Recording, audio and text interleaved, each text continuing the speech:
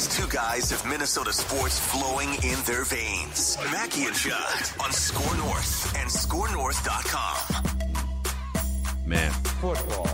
Well, we just got done recording a 45-minute reckless draft speculation episode with Thor Nystrom, our guy from Fantasy Pros, Betting Pros. Woo! We took like 30 seconds, and now we're recording Mackie and Judd. I need like a come down something. I'm just reeking up a Marlboro Red right now. I had a whole, just one drag. I got the whole cigarette down, and I'm back, but I'm still trying to come down a little bit. Football festival, boys. That's what this week is. It's a football festival in which we celebrate everything about football we love. The brutalness of the business, the transactions, people jettisoned, replaced by other people. Perhaps we've heard of them, perhaps we haven't. It's great. It's a football festivus for the rest of us. We're keeping tabs on all the latest Vikings free agency news, speculation, steam over on Purple Daily, multiple episodes a day this week. And I think we can use Mackie and Judd as kind of a bit of a bigger picture, sort of take a deep breath. You know, survey the landscape here. Here, I thought we were going to talk a lot of Twins. I don't think so. Yeah, we're gonna put a pause on that. I got another note in the mail, a handwritten letter again saying we miss you at Target Field. What can we do? From like a sales rep, or is Yeah. Dave St. Peter Or just sending these out? DSP is just or sending you being me snail stalked. mail. Yeah. I miss you. I used to look at you through the binoculars on top of the parking ramp. Ramp C, did you see me up there, Declan? Oh my God. You up? Yes. Wake me when Byron Buxton plays in a spring training game. Then I'll know that he's going to be able to play at Fair Target enough. Field. Fair enough. So, all right, I want to give you guys, I've just been sort of stockpiling. Well, let me start here. I think it's hard for Vikings fans to wrap their heads around what's happening here. Because ordinarily, every year is like it's a fire drill to clear cap space and then sign players. I feel like the last 5 years, basically since they signed Kirk Cousins, right? And even before that, it's been, okay, how can you collect yourself for this upcoming season, clear some cap space, sign players who are going to help you right now, and keep pushing forward, even if the headwinds are too aggressive. Sometimes it feels like the Vikings are that like Jim Cantori guy from the Weather Channel out in a hurricane. Oh, just got to stay out here. It's like, no, you guys just take a minute. You're not going to win the Super Bowl this year. And that's what it feels like they're doing. It doesn't mean they're tanking, but I have stockpiled some common questions from Vikings fans, questions and comments about sort of what are they doing right now. And I'd love to throw each one out and we can help answer. And we might disagree on some of these, but from yesterday, the most common one I've seen is because the first two free agency signings for the Vikings were a run-blocking 25-year-old tight end from Baltimore and a 26-year-old sort of underachieving former first-round pick edge rusher in Marcus Davenport. And so the question is, well, they don't really have a tight end need, and they have Zadarius Smith and Danielle Hunter on the roster. Why would you go get a guy that has a half a sack, pay him $13 million, and why would you go get a guy that has like 20 catches in his career to play backup tight end to TJ Hawkinson? Make sense of these two signings. So, all right. I think it doesn't make sense if you're looking at this through the prism that I think most of us do when it comes to this team, which is the immediate season coming up, right? So then you might say, well, that doesn't make sense. Well, number one, if you think about it a little bit more, it does in the sense that, as we talked about with Thor on PD, I think the Vikings are positioning themselves a little bit more to potentially deploy 13 personnel. But the other thing is this also makes sense as a longer play because that contract, we just have to be very careful. I realize agents report contracts in their raw dollar figures, but Oliver's not signed for $24 million unless he achieves incentives he's not going to. So you're also getting a guy who can block really well and who you think can catch a little bit more than Baltimore gave him an opportunity to at a reasonable price. So as a longer play, it also makes sense. But, when we're talking about, and I understand a blocking tight end's not sexy, but when we're talking about the potential to use 13 personnel, which is 1 back, 3 tight ends, which is something that the Chiefs did, we're talking about something the Vikings, I thought actually, as the season progressed last year, lacked a bit, which is the illusion of complexity thing. you think about it, they lost the ability because I think the personnel didn't necessarily fit O'Connell's long-term vision. They lost the ability to create that at times. The red zone, think about the conversations that we had about the red zone. First few weeks, they did some things and we're like, oh, wow, that's really cool.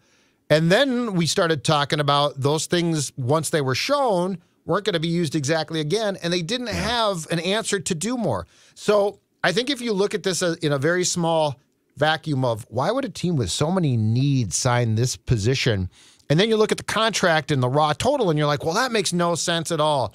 You need to take a little bit of a step back and understand Kevin O'Connell, to a large degree offensively, is still trying to assemble the personnel pieces that he wants, and he really didn't have. So this makes more sense. Yes, I think a few things here. They're not just signing players for the 2023 season, even though that's kind of what it looks like with Marcus Davenport, because it's a one-year contract. What do you mean they're not just signing players for the 2023 season? Well, they're looking at Marcus Davenport's age and potential beyond 2023.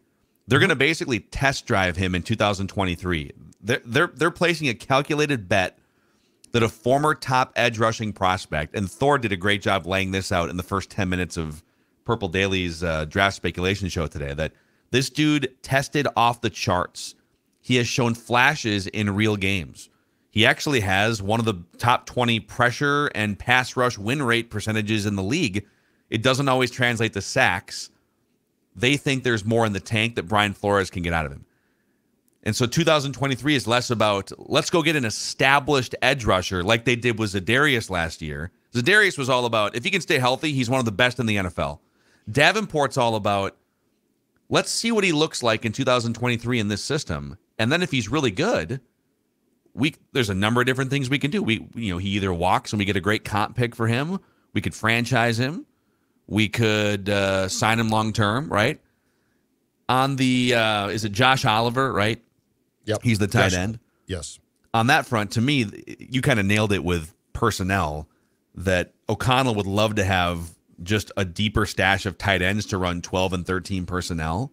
And also, the run blocking was a train wreck for the Vikings last year in certain areas. They had a couple guys who flashed, but they largely just weren't creating opportunities for running backs. So it's not a win now splash move. It's a meat and potatoes, eat your vegetables 2024, 2025 thing if it pans out. So they're not looking to sign Odell Beckham Jr. They're not looking to they're not bringing back 33-year-old Patrick Peterson. They're bringing in 25 and 26-year-olds that they can take a look at in 2023, and maybe there's a future there. All right, the next question that commonly pops up here, I think, in the last few days. How are they going to fill all these defensive needs? They only, why would they go spend money, and we already answered this part, on a tight end, a backup tight end, when they've got, 6 or 7 different starting defensive holes to fill, or more, maybe even more than that? They are trying to reassemble. Look, they were terrible last year defensively. So what they're trying to do is assemble a defensive unit that I think Brian Flores, who they brought in as the new defensive coordinator, approves of. So he's got some say here, no question about it. And also, if you're saying, well, how can you let these guys go? All right, Patrick Peterson played well in the scheme. The linebackers, for the most part, did not. But the reality is, and I'll keep coming back to this, internally, you're going to say, can we be a lot worse? And if we continue to keep aging players, the answer is unfortunately maybe. So if the scheme that Flores is going to run has the right personnel, it doesn't need to be a bunch of names that we know. It can be run by players if you have an aggressiveness, if you have the athletic ability. So, defensively, what they're doing actually is necessary. They're not releasing guys who are, Patrick Peterson is going to start in Pittsburgh. He played pretty damn good last year, but as Thor talked about, Brian Flores is going to come in and run a man system in which the man coverage is going to have to hold up. Patrick Peterson's at an age now where that's a huge ask, and it's a dangerous ask. And so I think defensively, what we're seeing makes absolutely perfect sense. And I actually think at the end of the day, it improves them. Statistically, I think they go up, not down. You know, they can't go down. On offense, it feels like if you were to run out, for instance, 5 young, raw offensive linemen and 3 rookie receivers, or 2 rookie receivers and a second-year guy and a young quarterback, your offense would be a train wreck, right? Because it feels like you need more experience on offense to make it work, because everything is about timing and everything is about rhythm and getting 11 guys on the same page. On defense, I'm not saying experience doesn't matter, but there comes a point where I just need guys that can react quickly. I need guys that can get from point A to point B quickly. I need guys that can recover quickly. Speed makes up for a lot. Youth makes up for a lot on defense. Whereas on offense, it feels a little bit the opposite sometimes. You need speed sprinkled in here, but I need my center and my left guard to know how to handle a twist at the line of scrimmage or an exotic look, right? A zero look or something.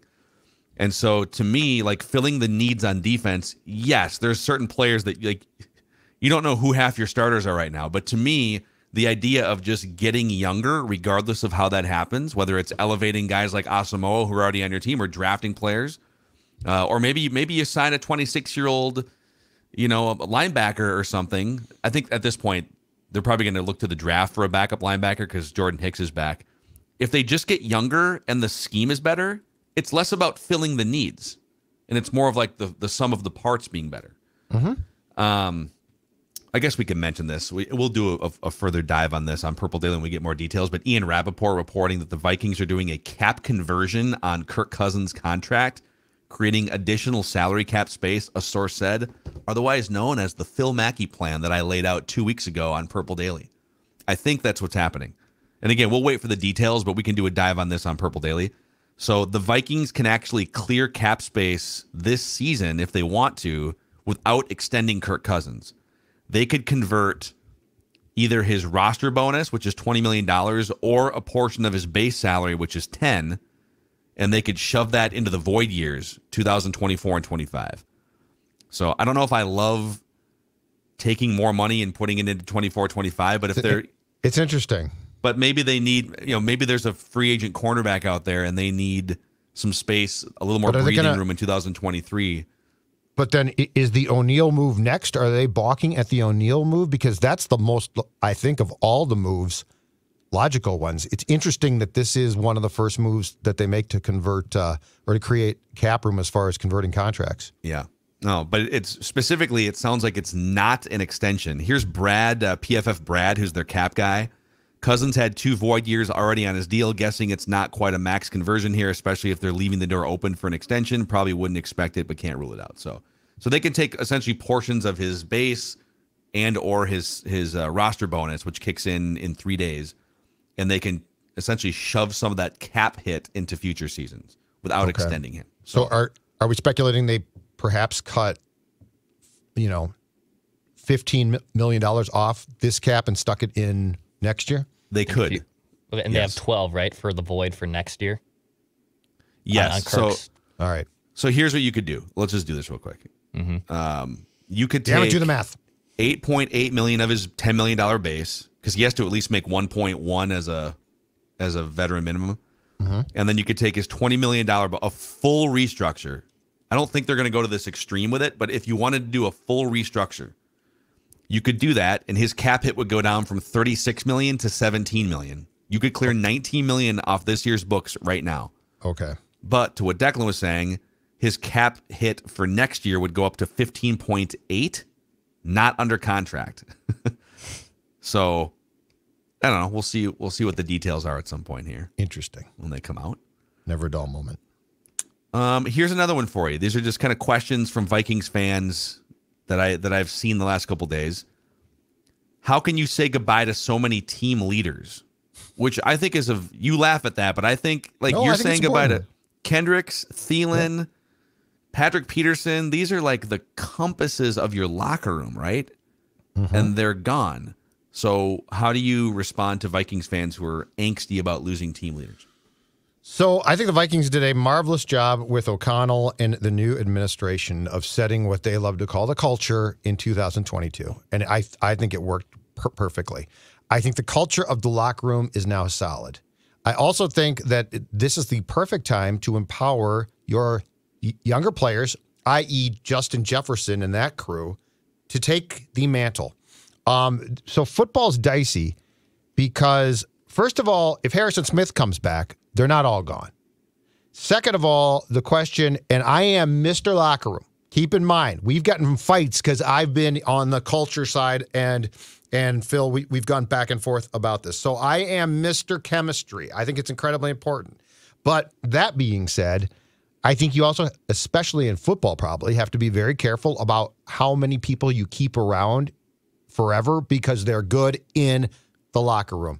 If Harrison Smith comes back, Dalvin comes back, those are guys who have been there for a long time. Kirk has been there a long time, and Kirk is going to be back. So I think we're too hung up on how can you let go of these guys? It's not like they've cleaned house, but they are very importantly trimming guys out. And keep in mind, too, you have to be very cautious here. Thielen's been a good soldier for a long time, and I know he's from here, and he's done great things in the community, but he basically told you, I'm going to be unhappy. And do you really want to bring back a guy, a veteran, who's been a great sport for you, pissed off? Mm-hmm. Zadarius Smith. That's a guy who is gregarious and fun. Guess what, though? If you bring him back, he is going to be unhappy. So, you have to be very careful here. And if they were cleaning out everybody, I'd be like, it's a little extreme. But they're not. They're cleaning out what I think is a very appropriate amount of people. And just as importantly, they are turning over that room to a really nice young core group of players who need to now become the players that, at least off the field, that Thielen and Kendricks were, and guys like that. Yeah, it is, think back, 5, 6, 7, 8 years ago when the Greenways and the Robisons and the Antoine Winfields and whoever else, right? They gave way to the I guess Everson Griffin, to the Daniil Hunters, and they gave way to the Eric Kendricks of the world, et cetera, Harrison Smith, right?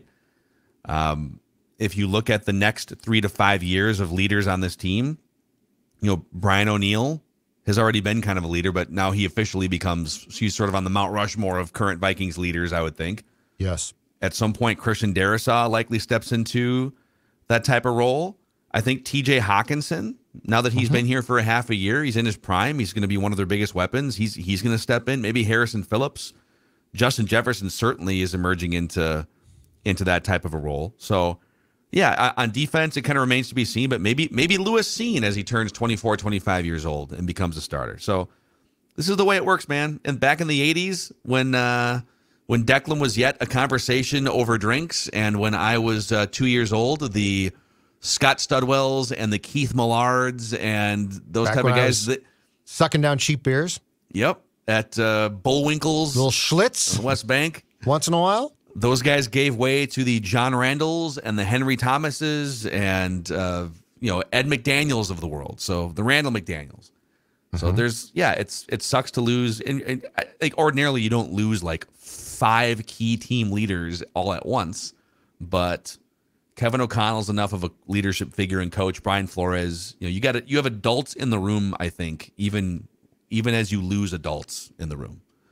So I don't know those are some of the main ones I've heard, just some of the anxiety from Vikings fans. And we'll get to a mock here, but anything else that you'd want to say for anyone that's kind of confused about what's happening here? Why are they no longer pushing aggressively to keep this thing moving forward? Why not continue to run it back with some of the same nucleus that won you 13 games last year?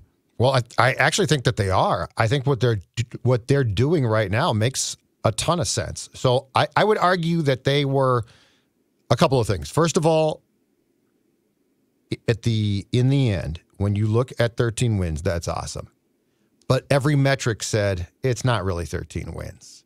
And these are guys that especially in Kwesi's case, rely on the metrics. Mm-hmm. And so he's not going to say that good luck, that's sustainable. He's going to be the first one to say it's really not. 13 wins was great, but we probably ordinarily win 9 games. The other thing is, and this is to me the biggest takeaway, you cannot dismiss the playoff game. at home against a Giants team with a quarterback who's okay, but certainly not worth what he got, in large part thanks to our guy Easy Ed Donatel. And that Giants team, got destroyed the next game by Philadelphia and came here and beat you. And there were a lot of telltale things in that game that sort of reflected where this team was at. And so I would say that if you're a Vikings fan, I'm actually more encouraged by this than anything. I think that this is great. And, to what we talked about before, okay, it's not like they're going full Bears. They're not stripping it down to the studs. They're not like, there's no move I've seen where I'm like, they're trying to lose. Yeah. I look at it and say, they're trying to transition. And just think about the last time that Phil, we have had this discussion in March. When's the last time that we said, the Vikings are transitioning their age of the roster, their personnel? It's been a long time. So I think that this is a great move. I think that they are still going to be competitive. I think there's a chance that they win 8-9 games, and that's fine too. But I think this also makes the future extremely bright. And, will all come down to one thing, though. Who's your quarterback in 24 and 25? Yeah. But I'm cool with that. And again, we're still waiting for more details. And by the time you listen to this, there might be more details. That's how fast news is moving this week as we pump out podcasts. But I think because you got to be cap compliant by Wednesday afternoon. So in about 26 hours from when we're recording this, you got to be cap compliant, 27 hours. The Vikings doing this cap conversion on Cousins' contract, but not an extension. It doesn't necessarily shut the door on an extension, but the Vikings are saying, hey, we're going to get compliant with this. This is what we're going to do. We're going to say, full credit, 2 weeks ago, you laid this entire thing out. Yeah, you can do this. And I think this means that he is going to stay. I think this makes it a lot less likely that they would trade him or, now that think about the dominoes that have kind of fallen, right? San Francisco signs Darnold. Yeah. If the Jets miss out on Rodgers, and they're probably not going to because they're actively working to sign his favorite receivers, there's not really a team out there that you can't. Who's he going to waive the no trade clause for, right? Yeah. San Francisco, but they've got Darnold and they've got their two young quarterbacks. So to me, this cap conversion kind of means that, hey, we've all kind of explored the options here. Kirk, we're just going to slide your cap money around a little bit here, but we're not going to give you an extension. He's going to play out the final year unless he demands a trade of some kind, and they can find some other. I don't think that's going to happen. So you know who your quarterback's going to be. It sounds like, anyways, for one more year, and now you've got this draft and next draft to find your next guy. Two quick thoughts. I wonder if the conversion of Kirk means that they are in on a free agent who is going to be expensive, i.e. Byron Murphy of the Cardinals. I think so. And I wonder if that's what this means. And by the way, that's a great signing because he's mid-20s again. He fits in for the now and the future. The other thing is, when it comes to Kirk, my guess, I don't think we've ever sensed that the Vikings are dying to trade him. So, I think Kirk would need to come and say, I'm out. Which, to the conversation that we had on yesterday's show, Phil, he's probably not going to. That's not Kirk. I think the Vikings will happily take him back. And, keep in mind, too, you guys, if this plays out as it's going right now, the offense should be better. That's the other thing. What about the offense? Do you look at it and say, how could that guy go? I mean, Thielen was a shell of himself, right? But if you're going to bring back Kirk, the entire line, which improved, Dalvin, possibly. Mm-hmm. Justin Jefferson. And so I would argue that I actually think that there's an opportunity for the offense to be more explosive, because the thing is, as fun as it was at times, they disappeared for large chunks of games. And I think O'Connell, if he is focused on one thing offensively, it's going to be not disappearing for a portion of the first, second, and third quarter. Yeah. I'm just going through here. Lamar Jackson is tweeting now, too. Yeah. So Lamar Jackson, people throwing bleep at the wall and hope it sticks. And then he confirmed to someone on Twitter here. Let's see here. So people are ripping him for not having an agent, obviously. And he tweets, he says $133 million for 3 years, fully guaranteed, but I need an agent. If that's all he's asking for at this point, is a 3-year guarantee deal for $133 million. Well, that's what. Yeah. Why would the Ravens balk at that? Because I think that I think it's two-pronged. I think one is, I think fully guaranteed, despite the fact that the Vikings did this back in 2018 with Kirk, I think it scares teams. And what did Deshaun Watson get as far as his term? It was 6 years, 250, I want to say. And that's all guaranteed, right? Mm-hmm. It's been shoved around, but it's all guaranteed. Yeah, if he wants 3 years, I think that there is a big paranoia around the league at making fully guaranteed contracts the norm now. That's my internal. But 3-year guarantees have been a thing for 5 years. So if he's not, it sounds like he's not even. I mean, if he's telling the truth on Twitter, he's not asking for the same level of guarantee that Deshaun Watson got. He's basically asking for the Kirk Cousins guarantee with inflation factored in. I mean, who knows? Right? Yeah. Who knows? I love Twitter, though.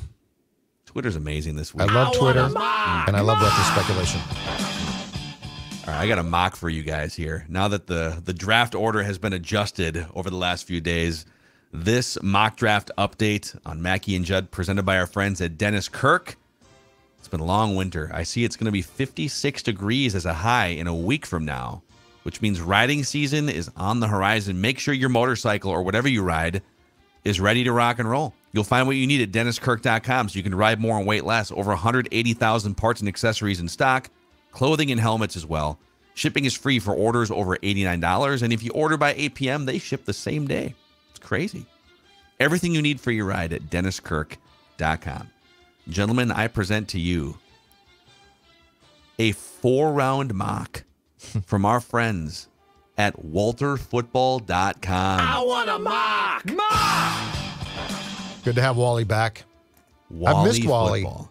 Feels like it's been a while since you brought up Wally. You know, at the top of their website here, it says pure Walter football with no advertisements for just $8 a month. Pure Walter football. That's $8 with I don't no have. advertisements. $8 a month. That's $8 I don't have. I think you should support. This is one of the longest running mock Why draft don't we do websites it? on the internet. SKOR North. Write the check. Yeah, let's expense it from to the Hubbard. company. Yeah. As they're going through it, 10 years from now when we're all long gone. What's anyone know what this Walter football $8 a month expense is? The hell is that? Totally worth it is what it is. All right, Wally has the Panthers drafting C.J. Stroud #1. Got the Houston Texans drafting Bryce Young. Christian Gonzalez, cornerback to the Cardinals at 3. Will Levis to the Colts at 4. Will Anderson, Tyree Wilson, and then Anthony Richardson to the Raiders at 7. So 4 quarterbacks in the first 7 picks. I'm just going to, page 2 here is where we need to find the Vikings. I'm just going to skip ahead here. It's going to give you the goods. Walter Football with the 23rd pick has the Vikings selecting cornerback Cam Smith out of South Carolina. I want a mock! The Vikings have a miserable secondary that couldn't stop Darius Slayton, Isaiah Hodgins, and Richie James in 2 games late in the year. Cam Smith is a fast cornerback with long arms. Yes, he is. $8 for that, huh? Well, there's more rounds. Okay, let's get to the 3rd round here. I like how you're defending Wally football. What's right? You're coming to the rescue of Wally. 4-round mocks? Mel Kiper's not doing 4-round mocks. That's right. Todd McShay's not doing 4-round mocks. Thor would do one for $6. Has Thor done a mock yet? I haven't seen Thor's mock yet. Is he waiting? Come on, Thor. Walter Football's already done 100. Thor. Drive by on Thor. Unbelievable. We're off the rails this week. With the 87th pick, the Minnesota Vikings select out of Texas Christian University quarterback Max Duggan. I want a mock! Total crapshoot here. Vikings could stand to draft a quarterback to eventually challenge for the starting job. Max is smart and tough, and he has a better arm than people give him credit for. And that takes us to the 4th round of this 4-round mock, where the Vikings, with the 119th pick, select out of Illinois in the Big Ten, safety Sidney Brown. I want a mock! What? The Vikings almost certainly will spend multiple picks to upgrade their troublesome secondary. Sidney Brown was a dynamic playmaker in his senior year. I mean, if Harrison Smith goes bye-bye, you will need a safety. I get. Okay. All right, Wally, I'm sorry. That's premium Walter football. That is $7.99. You can click read more. Let's see here. Yeah, for an extra $5. A letter from Walter. I've made a promise throughout the 22 years of running WalterFootball.com that all of the content provided on this website would be completely free. But because of employee salaries, ridiculous corporate taxes, and web hosting costs, maintaining WalterFootball.com has been expensive.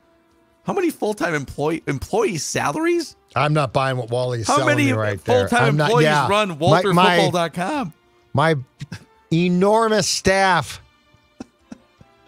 How many full-time people is he employing here? That's my question. So he initially thought about $9.99 a month, but after crunching the numbers, $7.99 a month is definitely feasible. So if you can support our guy at WalterFootball.com, you should do so. I got nothing to say about Wally football. I'm done with him now. I'm done with him. The disrespect for a legend of SEO. He's charging people too much. I'm done with him.